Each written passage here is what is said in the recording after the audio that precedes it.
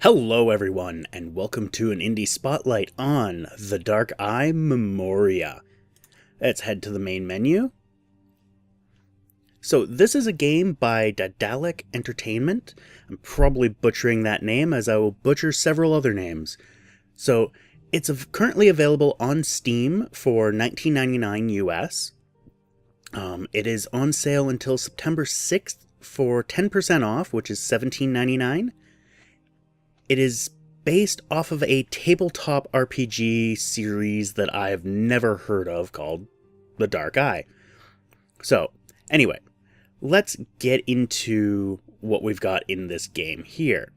So, these are our settings, nothing too spectacular under game settings, subtitles, hotspot indicator, which is really nice. When you hold the spacebar down, it puts little sparklies over where you're able to click. Just little clickable things. It doesn't tell you what you need to click next. It's not a hint indicator. It just tells you what spots that you can click. It just saves you that, hunt and peck with your mouse, which has always frustrated me with point and click adventure games. As combination helper, this would probably be the closest thing to cheaty, I would think, out of these options. As it says, if it's enabled, an item glows when placed over a hotspot on which the item can be used. So say you've got a key, and it can be used in this lock.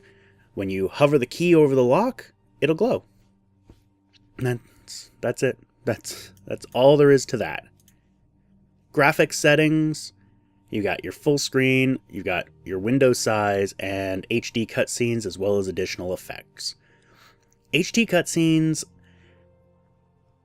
I don't know. This seemed to be off for me for default. It may just be because of how it was set when I got it. I don't really know. Additional effects, I really don't see much additional effects. Additional weather and scenery animations. Maybe I just haven't gotten far enough to see those, but I haven't really noticed a whole lot. And then full screen mode, whatever. Good old volume sliders, voice, music, effects, and cinematics. It's nice that they're all separate. I like that. My one gripe is that this global should be at the top. I love that it's got a global, but I would prefer it at the top. Just makes life easier for me.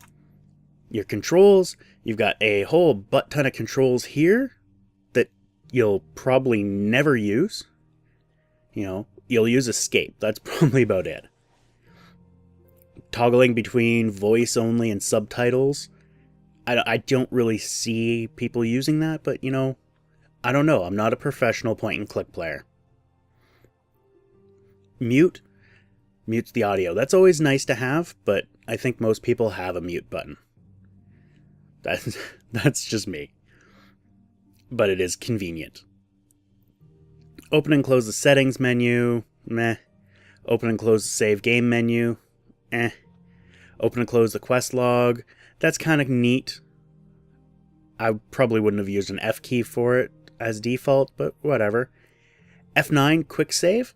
Not necessarily a bad thing. F10, which is quick load. Eh. I've never used a quick load. I probably should with the amount that I screw up and die, but whatever. And screenshot. This seems redundant to me, because this is a Steam game. You've got the Steam screenshotting, which I think is a really nice feature because you can have it set to auto-upload. And for me, I have, DX Tori, which can take a screenshot. It's just, that's how I think. I find that to be useless, but it's a convenience. It falls under the same as the mute and the toggle. These. Not very useful, but convenient. Space shows your hotspots and apparently pauses cinematics. I've never really noticed that, but I've never tried it. These are your main main buttons you're going to use. Your middle wheel to cycle through the inventory, which I'll show in a minute. Your left and right mouse button. The right basically cancels your inventory, like any inventory selection you have. It also as it says there, examines items in your inventory or hotspot. This one here, and it's your main button. Your left mouse button is your main button. It's what you're going to do most of everything with. And then your languages. So you've got English and German for your spoken. Written is English, Russian, and German. I don't understand Russian or German, so I'm just going to keep it on English. I have a hard enough time with that. So let's go to my saved games, and we're going to go to my last save, which isn't too far in. But this is probably the best because it won't show too many spoilers. So let's resume that game. Alright, so here we are in a bar. So this brings me to my first gripe about this game. The loading times. Like, I'm running this off of an SSD, and it took almost a full minute to load that. I've cut out most of the loading. You'll probably just see the loading start, maybe 2-3 seconds of it, and then we're here. But yeah, it takes a long ass time. And then there's these random stops. It's really weird. It's more prominent on my computer than it is on some of the others. And I don't know why. It seems to scale differently. It's also using almost all 4 cores of my computer, which just seems really odd to me for something that's essentially a bunch of stationary graphics moving. But whatever. It looks really nice. We'll get into some of the positive stuff. The negative stuff's not so much. My main problem with this game right now is the optimization. There's a few other minor gripes that I have here and there, but they fall under more like the audio gripe. It's just positional things. So here, this is the bar. This is Hilda. These are a group of heroes, and this is Giacomo, and that's a wine barrel. So I've already gone through all of this, but I'm holding down space bar here so you can see the hot spots. So if I go over here, I will rotate the roast. It tastes as good as it looks. Apparently he knows how good it tastes. So here is your menu. This is your inventory. So you take your knife and you use it on the pork roast. And you hear the creaky floorboards. It's really good. I needed that. And he'll just keep doing the same thing. By Travia, I needed that. This serves no purpose in the game at all. You don't get a piece of pork. He just slices a hunk off and stuffs it down his gullet. So, what we've got here is we've got some strange cucumbers. They smell funny. Somehow... Oh, my head. My fex. What is this stuff? Some sort of, drug-induced cucumber. We've got a wine jar, charcoal and parchment, a list. This is a list of things I need to get for the particular quest I'm on, and a heap of shards. So, some of the mechanics of this game. We have this Odum Arcanum, which I don't know if it'll show me anything in here. Nope. Hilda has complained so many times that her magic has no effect on me, but she hasn't even got any. And there's these little quips. So, this shows you magic trails. Magical remnants, I guess. And this is your main spell, your repair and destruct.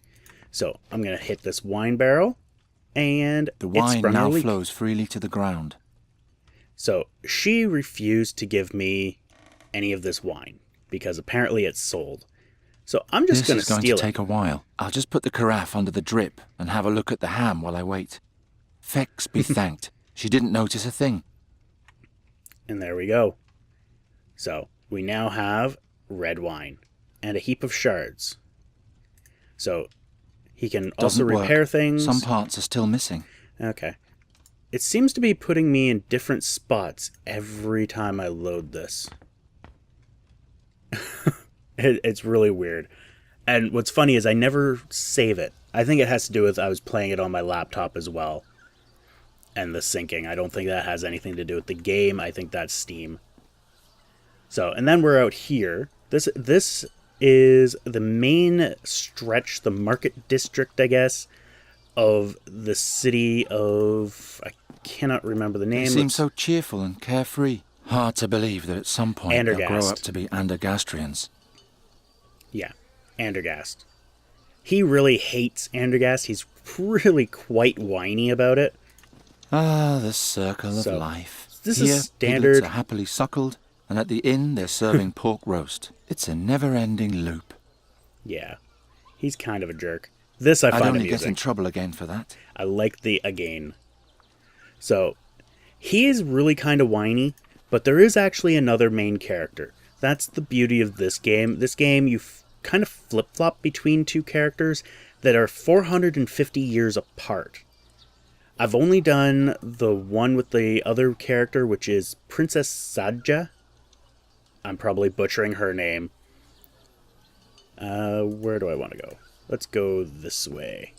I'm trying not to give away any plot points.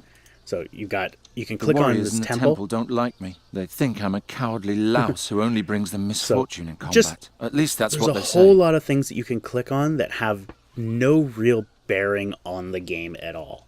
They just give you a little backstory. Like, it'd be nice if you could click on the stinky fish and he'd comment on that, but whatever. I'm not a big fan of Garon here.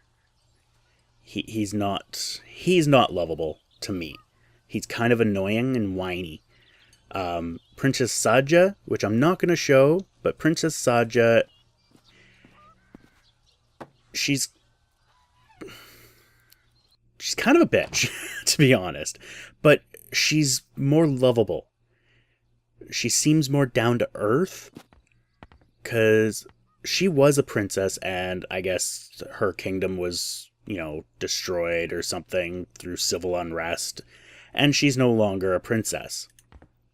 And yeah, she's trying to recover her kingdom or something. I'm not sure on the story on that. That, I think, has to do with the previous version or the previous game. But like, I tried this everything. here, I'm sure this has something to do later in the game, but I'm going to show you the Otum Arcanum and what it does. So here we go. We're looking through this magical glass, and there's this magical glow underneath the dresser. So let's take a look there. What's that? More broken glass? More broken glass. Somebody was here last night. Someone who, by the light of the lantern, picked something apart piece by piece and watched us sleeping at the same time. What's going on here? It seems like the watching us sleeping is the part that hurts him the most. Not that somebody was in his house, it's that they were watching him sleep. So we got these purple shards. So I can try to repair them. Doesn't work. Some parts are still missing. Or, which is more likely to occur, you stack these shards together. The whole thing was an ugly glass box. There's a gap in the lid, as if one single piece was still missing. So it's funny that he can put this back together with the one piece missing, but he couldn't do anything without the other pieces. It seems a little weird. But,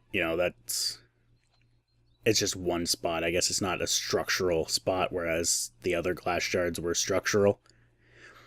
This magic just confuses me, because it's like he doesn't need to know what it looked like, it just does it on its own. But I guess that's how magic works. It's a little bit crazy.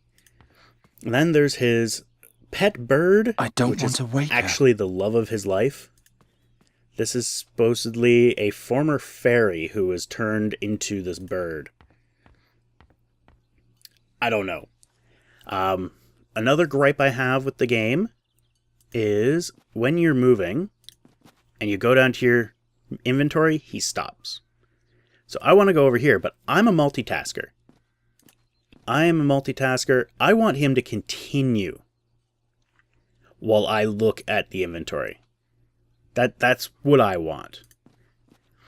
It does make sense that he stops, because technically he's the one looking at his inventory. But yeah, it's small gripe point to me. I consider this to be separate from this. Like, this would be me thinking about my inventory versus, like, if I grabbed something, I could say, yeah, stop. But yet, you can still walk and cycle through, which this would be grabbing from your inventory. So, it's a small little quip. Let's head into the forest and we'll show that scene. So another issue I have, or not another issue, it's an issue I have, not with the game. There's a reason why I don't play many, if not any, point-and-click adventures. The puzzles, like, the puzzle for this, for me to get into this area, was trial and error. It took me 2-3 hours to get through. I had to have Nori behind here. That one was easy, but I had to tell her what to tell a dude that was standing here trying to talk to the statue. And there were 4 different questions that the guy was asking, and each question I had 4 options for the answer, and I could not figure it out.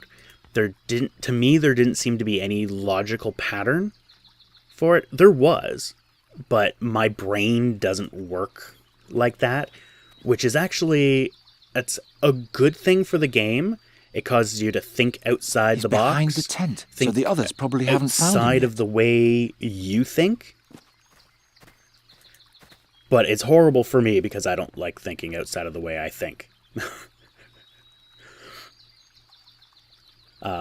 The other thing that I really like about this game, I'm kind of flip-flopping between the parts I like and the parts that I don't like or don't like me. What's that on the ground? A magic circle. If we're I really like facing the a demon, voice acting. we can't go wrong with the magic circle. It's finding the right spell that worries me. Like, have you found what we need? Between each clip, there seems to be a little bit too much of a pause, so it doesn't seem like a fluid conversation. But it makes sense, because I think they're going for... I'll keep looking. See you later. Kind of Goodbye, the old and good luck. style point and click, which is what this feels like to me. Like, just old, like the DOS days of point and click adventures, King's Quest, things like that, where things aren't super fluid. Like, I've seen some point and clicks where it's essentially a movie and everything is so fluid and it doesn't feel right. Like, you can see all of their movements are kind of jerky, but they're smooth but jerky. That doesn't make any sense. But like him walking around, he doesn't, and her looking around, you can see the separation in the frames. And I like that. Like, the water, it's you can see each frame and how it's flowing. They didn't do, 100 different frames for the water flowing. It's not super realistic water. It's very nicely done. I like the style. And then we're going to end this off with a final gripe note. Let's see if I can get them into... Yeah, it's not going to do it. It does. This particular... The way this is now, if I want to go over here, this is all this stone golem pillar. You only have this tiny little area that you can click on. There's one scene right at the beginning with the princess. And actually, this is a good... So, if I want to go to Andergast, I have just a little bit. If you move too far, this comes out. And it cock blocks you. It really does. It's kind of annoying. There is an option to have that open on key press. I don't know if that just adds a key press to it to make it open, or if it disables the mouse over and you have to press a key. I'm not sure. But that's that's a minor gripe. All of my gripes are minor with this. Like, aside from, you know, the performance issues, which just boggle my mind. I can't fathom why I get these slowdown issues. But, all in all, if you like point-and-click adventures, definitely give this a shot. I think it's well worth it. So, I think I've pretty much run out of things to talk about on this. Anything else that I want to do, I want to go through and it's going to be spoilers of the story, and I do not want to do that. That's why I chose this particular area. It's a very large area that I can explore and show you different aspects without too much of the story being spilled. So, anyway, thank you all for watching. Go check out Memoria on Steam, and we will see you next time. Take care.